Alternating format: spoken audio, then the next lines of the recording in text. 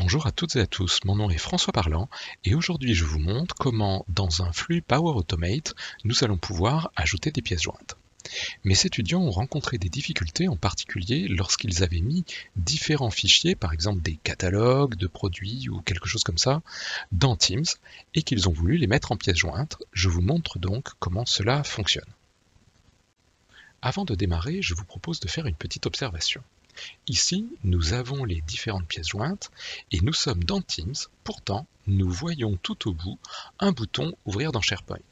Nous devons comprendre que l'endroit où est stocké réellement les fichiers, c'est dans un site SharePoint. Allons voir à quoi cela ressemble. Lorsque j'ouvre le dossier SharePoint, je m'aperçois que je suis dans un site qui porte le même nom que l'équipe. C'est assez normal. Je suis dans la partie Documents et à l'intérieur de Documents, je suis dans un dossier qui porte le nom du canal où sont stockés les dossiers. Maintenant que nous savons où sont stockées ces informations-là, nous allons pouvoir les récupérer dans notre flux.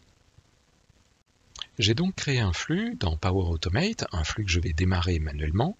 J'ai créé une nouvelle action qui est un Office 365 Outlook et dans lequel on a la possibilité de déplier les options avancées et on trouve ici deux cases, l'une pour le nom de la pièce jointe et une pour son contenu.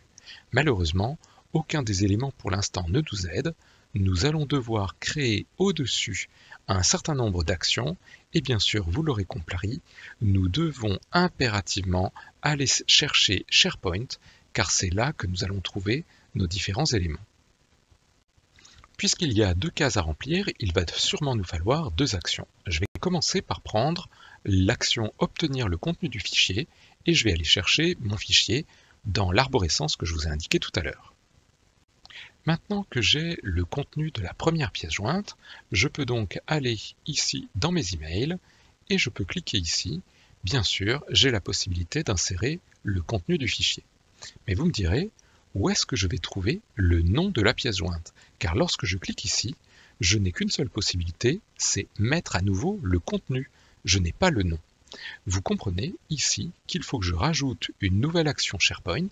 Donc j'ajoute mon action, je fais à nouveau chercher dans SharePoint.